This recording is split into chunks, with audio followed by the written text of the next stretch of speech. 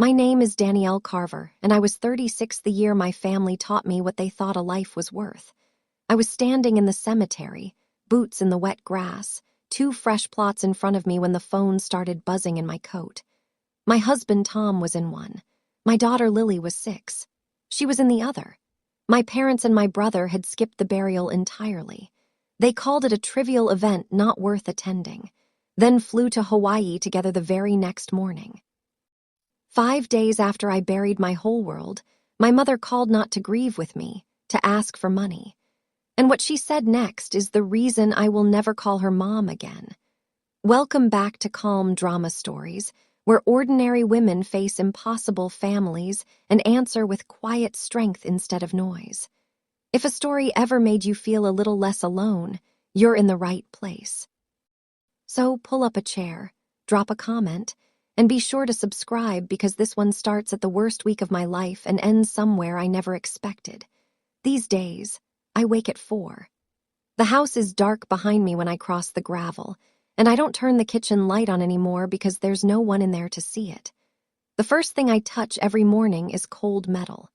My rig keys, they warm up in my hand by the time I reach the lot, and the cab smells like diesel and old coffee. And for about 20 minutes before the sun comes up, that smell is the only thing that feels like mine. I drove long haul for 11 years before any of this. Men at the truck stops used Tosum the owner was my husband, and I used to let them because it was easier than explaining. Tom thought that was the funniest thing in the world. He'd order pie and watch some dispatcher hand me a clipboard meant for him, and he'd wait, grinning for the moment the man realized the boss was the woman with grease under her nails. I keep his coffee mug in the cab still. I don't drink from it. I just like knowing it's there riding shotgun the way he used to. People think grief is loud. Mostly it's just a lot of smalls where you reach for someone and your hand closes on nothing. By the cabin door, there are still 2 pairs of small rubber boots, yellow, lined up where Lily left them. I haven't moved them. I tell myself I will. And then another 400 comes and I don't. 11 months ago, I still had a family to come home to. I want to tell you how I lost them. But first, I have to tell you how the people who shared my blood decided they had somewhere better to be. It rained for 3 days that spring. The kind of rain that turns a creek into a wall of water in 20 minutes. I was 500 miles east on a refrigerated run, hauling produce I no longer remember when my phone lit up at a fuel island in Ohio. Tom had picked Lily up from her grandmother's early because of the weather. He was a careful man, 20 years behind the wheel, never a ticket, the kind who slowed down for yellow lights when the truck behind him laid on the horn. He took the county road home because the highway was flooding.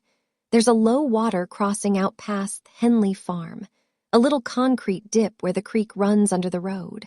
On a dry day, you'd never think about it. That day, the water came up over the crossing while they were on it. They found his truck a 4-mile downstream, wedged against the cottonwoods. 2 days later, after the water finally dropped, I'm not going to describe the rest. Some things aren't for telling, and Lily was 6, and she deserves better than to be a sad detail in a story. What I'll tell you is that I drove home in 9 hours flat, no sleep, both hands shaking on the wheel, doing math the whole way.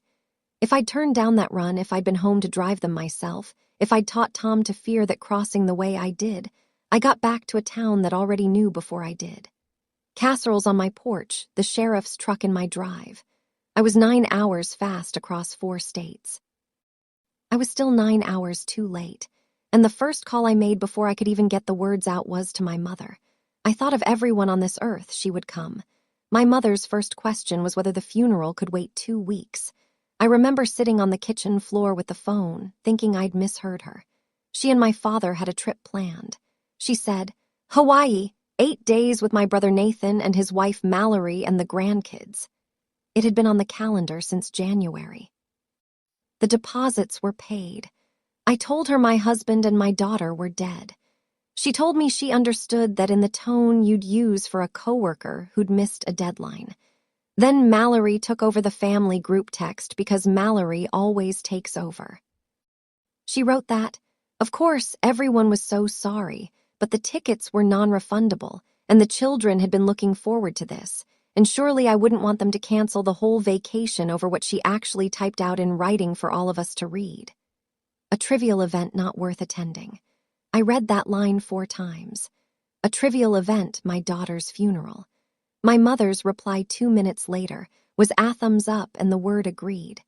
Not one of them asked how Lily died. Not one of them asked Tom's middle name for the headstone, or whether I was eating, or whether I was alone in that house with 2 pairs of yellow boots by the door. They asked which week worked better for them. I stopped asking. I told them the burial would be Saturday and they were welcome or not. And then I hung up and I did not call again. That was the first time in my life I understood something cold and clean about the people who raised me. They weren't going to choose me. They had never once in 36 years chosen me. And the strange thing was knowing it didn't break me. It freed up my hands for what came next. The front pew is reserved for family. At Tom and Lily's service, the front pew was empty, and I made the choice to sit in the second row with everyone else because the people in the second row had actually come. My Uncle Ernest drove 4 hours from Joplin and stood next to me the whole time with his hand on my shoulder like a man holding a fence post in a storm. The church filled up. Tom's dispatchers came in their work shirts. The diner ladies came. Lily's kindergarten teacher came and cried harder than I did. And the whole soccer team showed up in their little blue jerseys because Tom had coached them on Saturdays. My parents were on a beach. My brother was on a beach. Their seats stayed empty and clean, while 100 working people packed in shoulder to say goodbye to a truck driver and a little girl. I gave the eulogy myself. I didn't trust my voice to anyone else's hands. I said Tom slowed down for yellow lights. I said Lily drew trucks instead of princesses. I said they were the best thing I ever built and the only thing I couldn't keep. I did not mention the empty pew, and I didn't have to because every soul in that room could see it. Afterward, Ernest walked me to my car and said the only honest thing anyone in my family said that whole month. Danielle, they're not coming back to you. Not really. You should plan your life like that's true. I buried my husband and my daughter with the people who actually showed up. And as I stood by the 2 fresh plots, gravel under my boots, the phone in my coat started to buzz. My mother's name from Honolulu. I let it ring out into the wet grass, and I had no idea yet what she was about to ask me for. 5 days later, she got me on the phone because I finally answered out of pure exhaustion. There was no "how are you?" There was no "I'm sorry, I missed it." There was wind and an airport announcement in the background and my mother's voice going straight to business like a woman calling about a late invoice. "Danielle, we need to talk about the money." I sat down. I asked what money. She said the $40,000. Her tone said I should already know. Then she told me Nathan's dealership was in trouble, that the family needed to pull together, that I had to understand the bigger picture. And when I didn't answer fast enough, she said the line I will hear in my sleep for the rest of my life. "We can always make more money, Danielle. We can't make more family." She said it to me, to the daughter whose family was in the ground because they wouldn't fly home. She said it from the Honolulu airport with sand probably still in her shoes, asking me for $40,000 to save the son who'd been lying on a beach while my little girl went into the earth. I held the phone away from my face and looked at the 2 pairs of yellow boots by the door. I thought about how a person can use the most beautiful word in the language, family, as a crowbar to pry money out of someone they just abandoned. I came very close to laughing and very close to something worse. Instead, I asked her one quiet question. "What $40,000 do you think is yours?" There was a pause on the line. The kind of pause that tells you someone has already decided what they're entitled to and just hasn't said it out loud yet. And in that pause, I started to understand exactly what they thought they were owed and exactly how wrong they were. Here's the $40,000. $4 years back, before any of this, I wanted to stop driving other people's freight and buy. A good used tractor ran me about 90 grand. I'd saved most of it the hard way, but I was short and Tom, and I needed a bank loan to close the gap. The lender looked at my down payment and asked where 40,000 of it came from because that's what lenders do. It had come from my parents years earlier. They'd handed it to me in front of Nathan at a Christmas where they were feeling generous and important, and they'd called it a gift toward my future. The bank doesn't take your word for that. When part of a down payment comes from relatives, the lender makes the relatives sign a letter. It's a real document. It states the money is a true gift, that no repayment is expected, that it isn't a loan and never was. I didn't think twice about it then. I drove the paperwork over to my parents' house myself, sat at their kitchen table, and watched my mother and father each put their signature on that letter so I could buy my truck. Then I filed it away with my loan documents and forgot it existed. The way you forget a thing you'll never need until the day you need it more than anything you own. My mother had forgotten it too. Or she'd decided it didn't count anymore because now 4 years later, with Nathan sinking and my whole life buried in the cemetery, she'd reclassified that gift in her head. It wasn't a gift now. Now it was an investment. And an investment, she figured, was something a family could demand back whenever it pleased. She had no idea what was sitting in my filing cabinet. Nathan called the next day to finish what my mother started. My brother is 33 and has spent his whole life being the responsible one, which mostly meant being the one my parents bankrolled. He'd opened a car dealership 2 years back with money he didn't really have, and now the floor plan loans were eating him alive and the lot was full of trucks nobody was buying. He didn't ask about Lily either. He led with the dealership, then with the family, then with the part that told me everything. "Look, Danielle, you're alone now," he said. "What do you even need it for?" I let that sit in the air. You're alone now. As if my husband and daughter were a budget line they'd helpfully zeroed out for me. As if grief came with a refund. Then Mallory texted because Mallory cannot let a silence stand. She wrote that family money was a shared pool that I'd taken from the poolants, and it was someone else's turn now, and that frankly my attitude was hurting everyone. Shared pool. I'd repaid my parents' generosity 100 ways over the years, but you can't repay people who keep moving the line. The worst part wasn't the asking. The worst part was learning from a cousin a week later that they'd already been telling the whole extended family their version. That poor Nathan was struggling, and selfish Danielle sitting on her trucks wouldn't lift a finger to help her own blood. They'd built the story before I even said no. They just needed me to play the villain in it. I decided right then I wasn't going to argue with their story. I was going to outlast it. I want to tell you I never wavered. I'd be lying. There's a thing I do, a thing a lot of you do where I'd rather carry the whole weight myself than make a scene. I've been the one everyone leans on since I was 9 years old, packing Nathan's lunches because our mother was tired. So one night, a week into the calls, I actually sat down with my checkbook. $40,000 would empty my cushion, but it would make the phone stop ringing. And some exhausted animal part of me just wanted the noise to end. Ernest caught me at it.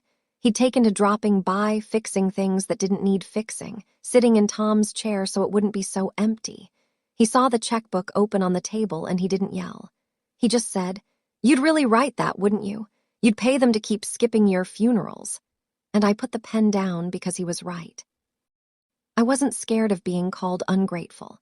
I was just so used to being the one who fixed things that I'd almost fixed the wrong thing.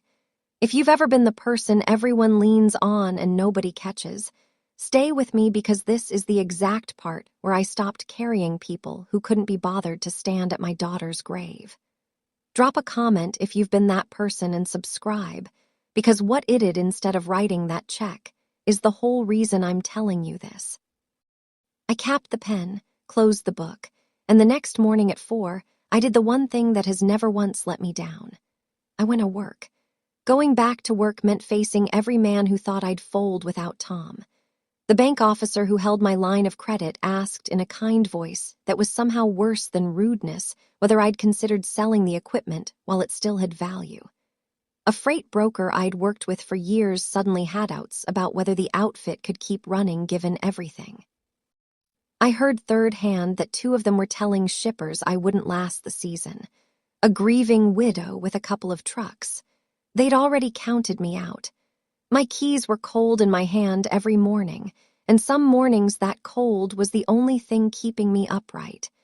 But I held on to them like they were the last thing in the world that was actually mine, because they were. Then Glenda found me. Glenda's pushing 60, ran dispatch for a regional carrier for 30 years, and has forgotten more about freight than those brokers will ever learn.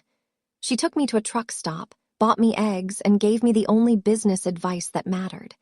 "Honey," she said, "from here out people are either working with you or they're working against you. There is no third chair. Stop hopping the doubters come around, make them irrelevant." So I did. I called every shipper who'd ever trusted Tom, and I told them the truth, flat out. The owner was the woman with grease under her nails, the same as always, and she was still on time. I undercut nobody and outworked everybody. And about 3 weeks into that, a contract came across my desk that was too big for 2 trucks.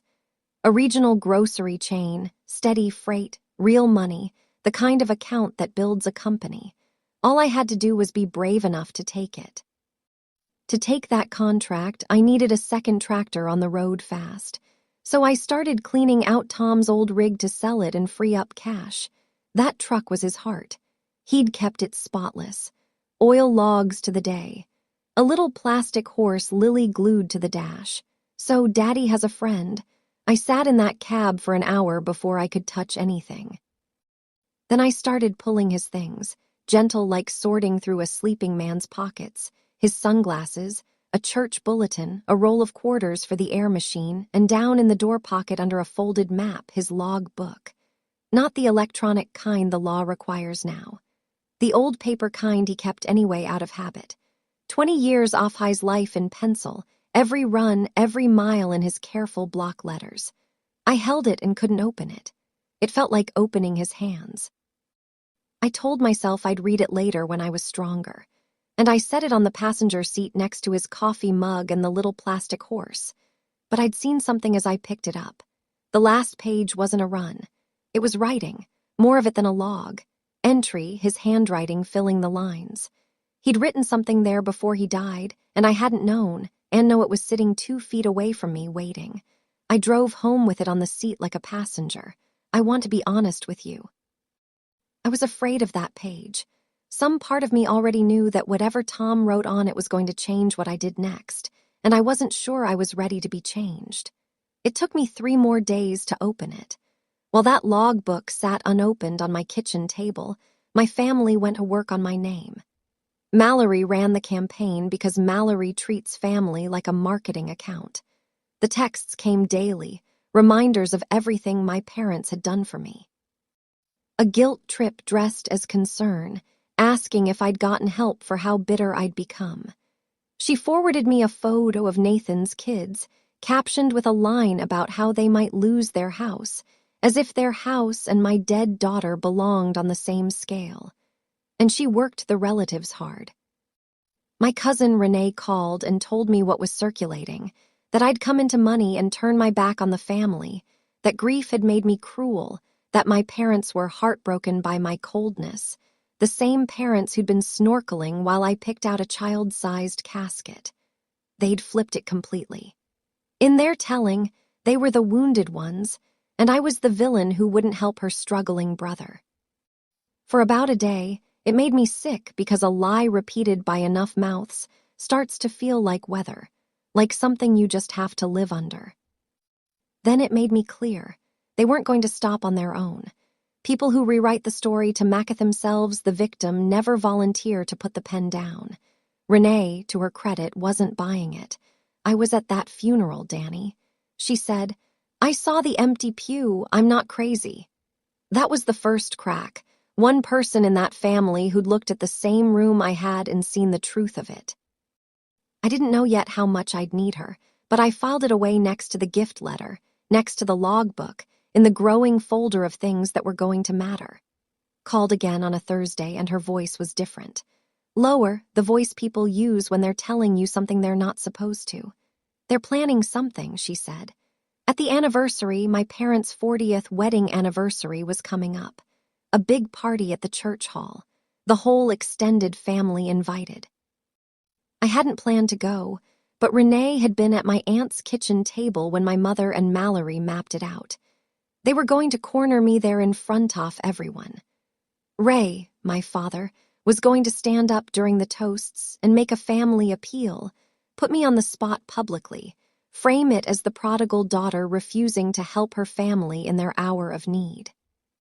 They figured I'd either cave under the pressure of 40 relatives watching or refuse and prove I was exactly the cold woman they'd been describing.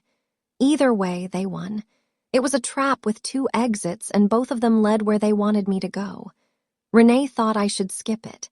Stay home, stay safe. Don't give them the stage. And for a minute, that's what I figured I'd do. Then something in me went very still and very calm, the way it does on a mountain grade when the brakes start to fade and you stop being scared and just start driving. They wanted an audience. 40 people, the whole family, gathered in one room to watch them put me in my place. The thing about an audience, though, is that it works both ways. They were building a stage to humiliate me on. I started thinking about what else you could do with a stage and a room full of witnesses and the truth nobody had bothered to check. That night, I finally opened the last page of Tom's logbook. I poured a coffee I didn't drink and I sat at the table and I turned to the back and there it was. His block handwriting dated the week before he died. It wasn't a love letter. Tom wasn't a love letter man. It was a list. He titled it the way he titled everything. Plain and direct. Things we're going to do. Buy our own rig. Paid off. No bank. Get our name on the door, not somebody else's. And then the line that took the floor out from under me. Carver and daughter. So Lily grows up knowing her mama built something. He'd written our company name. The company we always talked about and never quite started. He'd already picked it. Carver and daughter for the little girl who drew trucks instead of princesses, so she'd grow up watching her mother run something with her own name on it. I sat there a long time. Then Aya ratched up to the visor of his cab the next morning where I knew she kept her artwork. And I unclipped the drawing that had been writing there for 2 years. Lily's crayon picture. 3 lumpy trucks in a row, a stick figure with yellow hair beside them and her careful kindergarten letters underneath. Mama's trucks. I'd seen it 100 times and never really seen it. They'd called her funeral a trivial event. They'd called my whole life a budget line. And I was about to make that little girl's name worth more than their entire vacation. I didn't decide it in a rush of anger. I decided it the way you decide to take a long grade in a lower gear on purpose with both eyes open. The next week, I filed the paperwork. The company stopped being Danielle Carver, owner-operator. It became Carver and Daughter Freight. I kept the and daughter. She was gone, and I kept it anyway because some names you earn by loving someone, not by keeping them. Nomming the company changed something in how I moved. I wasn't grieving and waiting for the storm to pass anymore. I had a thing to build and a daughter's name on the door and people who'd lied about both. I decided I would go to the anniversary party, not to fight. I've never won anything by being the loudest person in a room, and I wasn't about to start at my parents' party. I'd go for one reason, to put the truth on the table in front of every witness they'd gathered and let it sit there where they couldn't text it away or spin it on a phone call. But truth in that family was never enough by itself. They'd been bending it my whole life.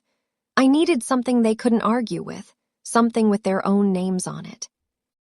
And I remembered the gift letter, 4 years filed away, sitting in my cabinet with the loan documents, signed by both of them, swearing in plain language that the $40,000 was a gift and not a loan. The trouble was, I wasn't sure I still had my copy clean and legible, and I knew the original lived in my bank's loan file. If I was going to set that page down in front of 40 people, it had to be real, official, undeniable. So I did the unglamorous thing. I called my bank and asked how a borrower gets a certified copy of a document from her own clear's throat closed loan file. The woman on the phone said it would take a few days and a small fee. A few days and a small fee. That was the whole price of the thing that was going to turn their faces to paper. I marked the date of the party on the calendar and started counting down, not in dread now, but in readiness. The loan officer who pulled my file was younger than my closing had been, but he found it. I sat across the desk from him while he flipped through 4-year-old paperwork, and he slid one page across to me, and there they were, my mother's signature, my father's signature. Above them, the language banks use, so there's never any doubt. The funds represent a gift. No repayment is expected. This is not a loan in any form. Both of them had signed it at their own kitchen table while I watched. I had the officer make a certified copy, stamped and dated, and I drove it home flat on the passenger seat like it might blow away. The whole drive, I kept hearing, "Nathan, you're alone now, Danielle. What do you even need it for?" I knew now exactly what I needed it for, not the money. I'd never see that 40,000 and didn't want it. I needed the one page that proved which of us had been telling the truth, and I needed it in front of the people they'd lied to. I wasn't building a case to scream. I was building a case so I could stay calm while they didn't. That's the part nobody tells you about getting even the right way. The strongest thing in the room is never the loudest voice. It's the quiet person with the document. If anyone in your life has ever made you doubt what you plainly remember, here's what 11 years of paperwork taught me. Write it down.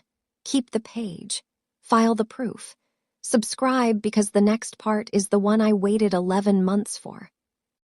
I put the certified copy in a plain folder, set it by the door next to my keys, and I waited for Saturday. While I waited, the company grew. I took that grocery contract, and to cover it, I bought a second tractor, then leased a third when the freight kept coming.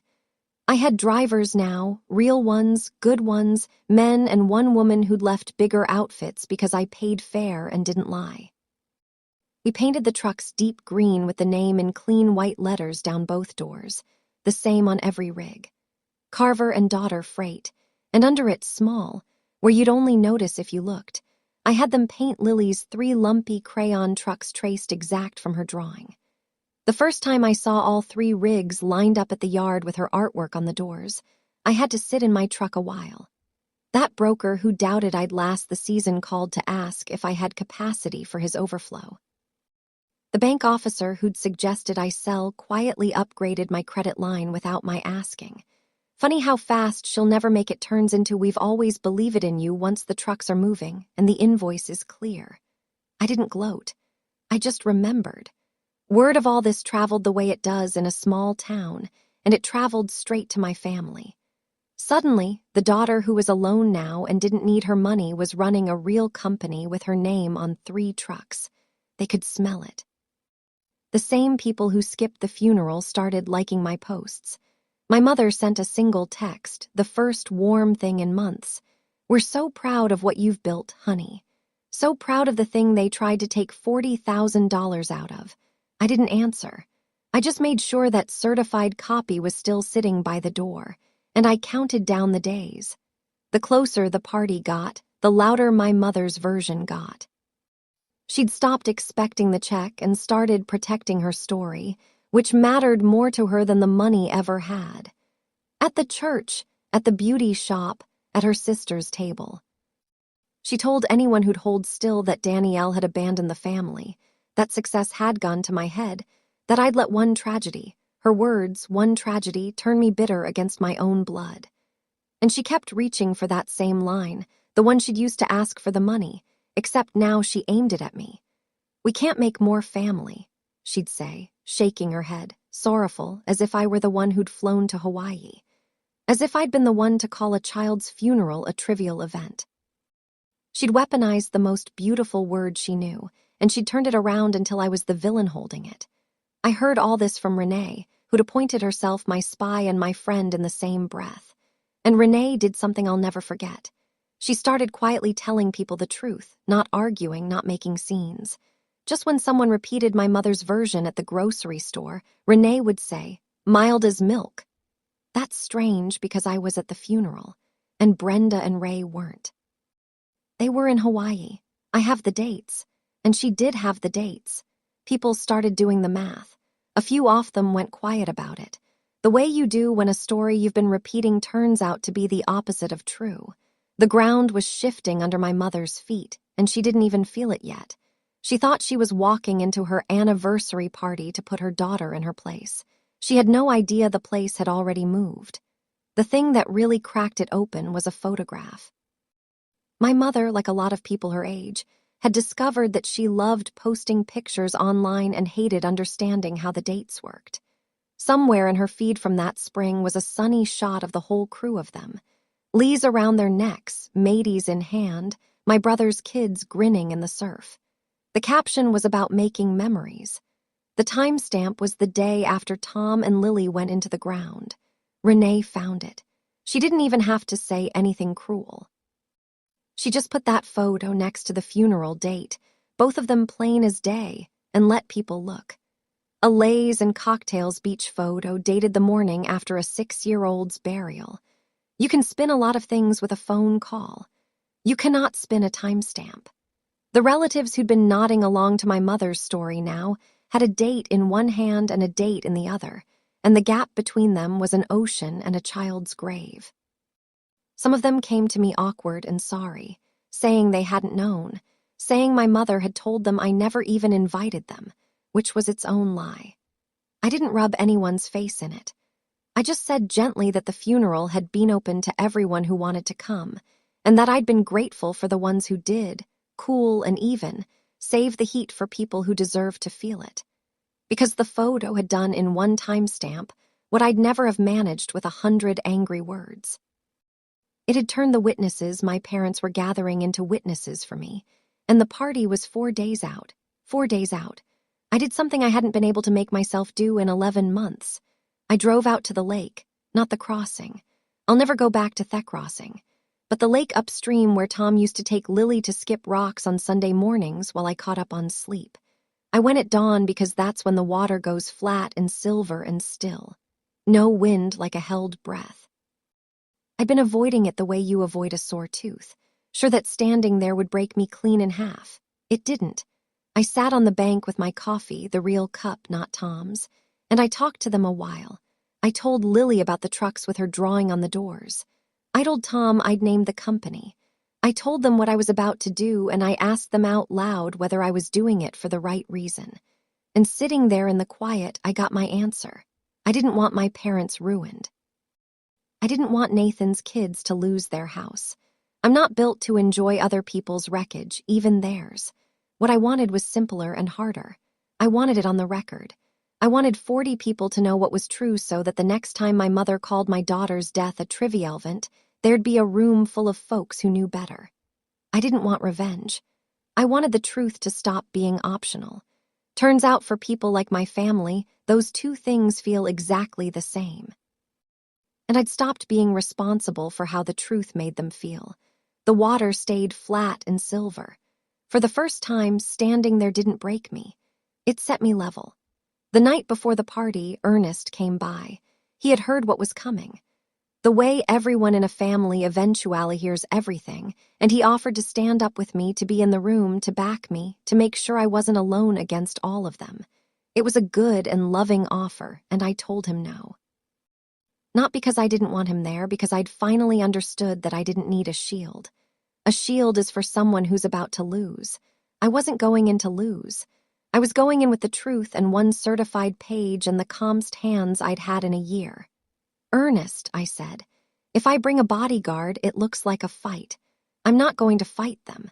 I'm going to tell 40 people something true, and then I'm going to leave.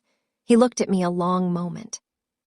Then he nodded the way he had at the funeral, like a man who knew when to hold the fence post and when to let it stand on its own.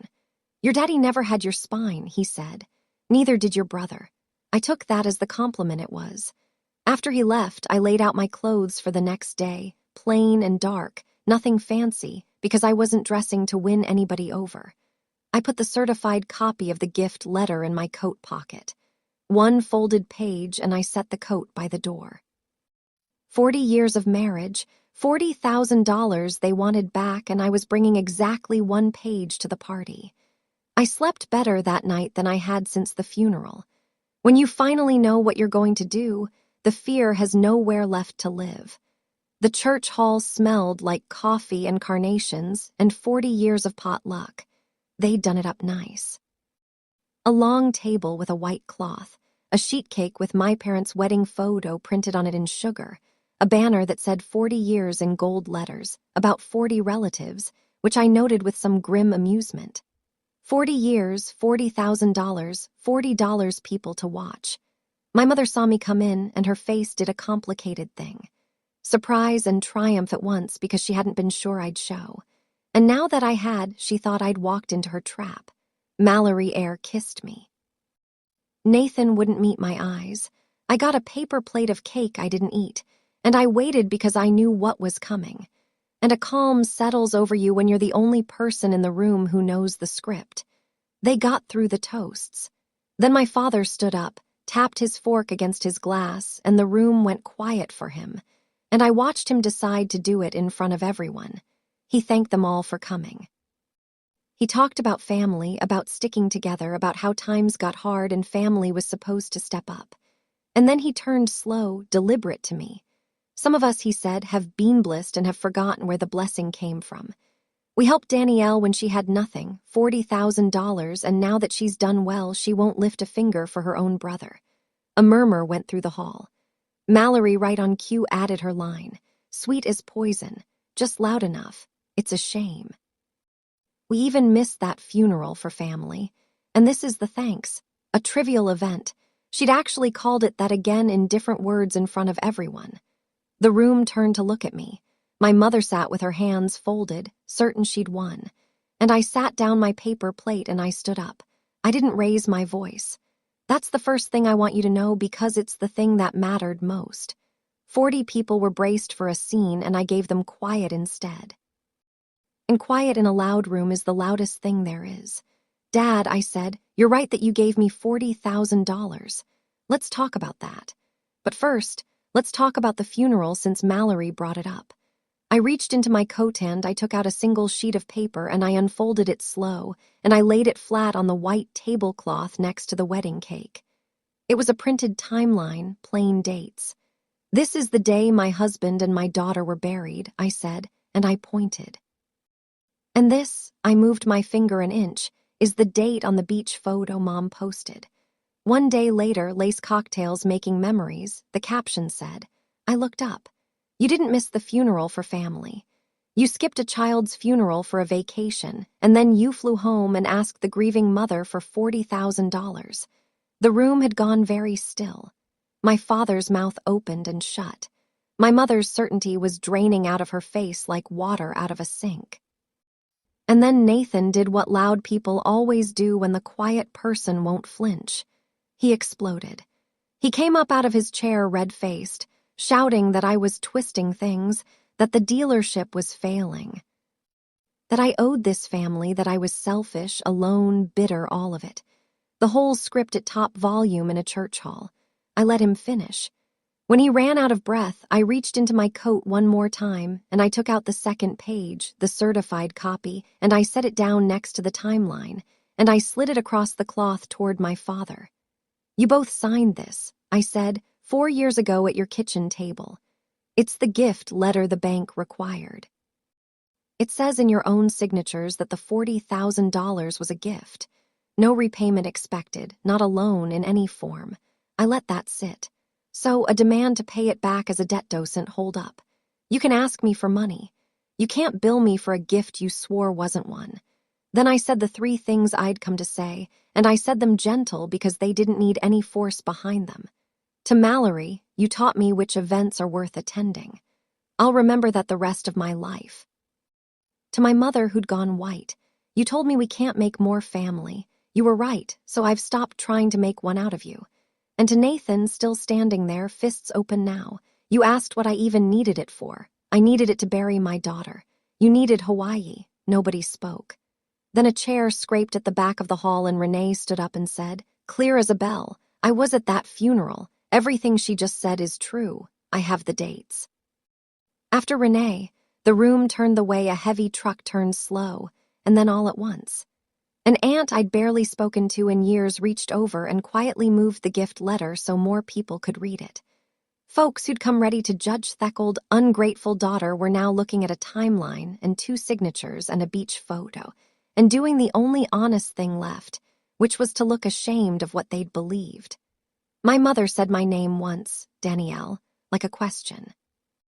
Like she still thought there was a version of this where I sat back down and we had cake. There wasn't. And Nathan, my brother, the loud one, ran all the way out of steam and just stood there.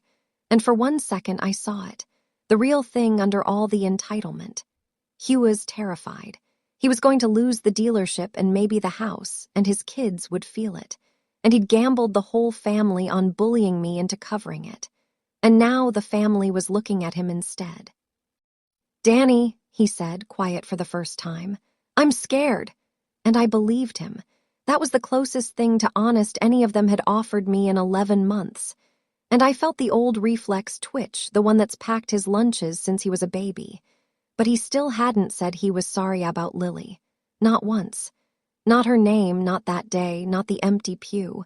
Scared for himself, never sorry for me. So I picked up my 2 pages and I folded them back into my coat, and I said the truest thing I had left. "I hope you figure it out, Nathan. I really do, but you're going to have to figure it out without me." Then I walked out into the parking lot and the air was clean and cold and I could breathe.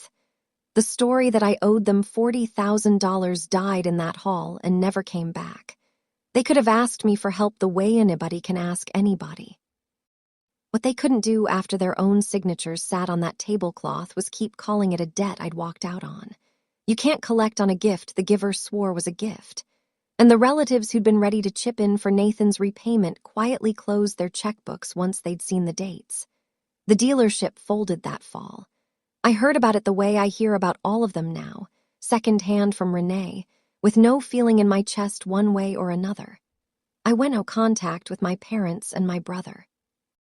Not with a dramatic letter, not with a blow-up. I just stopped picking up, and after a while they stopped calling, and the quiet that came in behind them was the most peaceful thing I'd felt in years. I kept the people who showed up. Ernest comes for Sunday dinner and sits in Tom's chair, and I've made my peace with that because somebody good should sit there. Renee and I talk every week. Glenda's semi-retired, but still answers when I call with a freight question. Carver and daughter runs 5 trucks now. All of them deep green. All of them with 3 lumpy crayon trucks painted small on the doors where you'd only notice if you looked. People notice. Drivers ask about it at the truck stops, and I get to say her name out loud. Lily, my daughter, she drew that, and her name gets to live on the side of a truck rolling down every interstate Tom and I ever ran. I moved the little yellow boots. Finally, not far, just to a shelf where I can see them and still get out the door at 4, and on a Sunday this spring, almost a year out, I drove back to the lake at dawn with a fistful of wild daisies, the flat silver water and no wind, and I left them on the bank for the 2 people who actually built me. The water didn't break me this time, either. It just held still the way it does and held me with it. I don't reach for my phone out there anymore. There's nobody on it I'm waiting to hear from. I've got the people who came when there was nothing in it for them. And I let go of the ones who only showed up when there was. That's the whole trick, it turns out. That's the entire thing. Family isn't the people who share your blood. It's the people who show up when there's nothing left to gain and the ones who walk away the moment there is. That's my story. A funeral they called trivial. A vacation they couldn't cancel. And 1 page they signed and forgot. If someone keeps asking you to carry them while they skip your hardest days, let this be your sign to set the page down. You don't owe a debt you never signed for. Share this with someone who needs it tonight. Tell me in the comments who actually showed up for you and hit subscribe. I'll see you in the next one.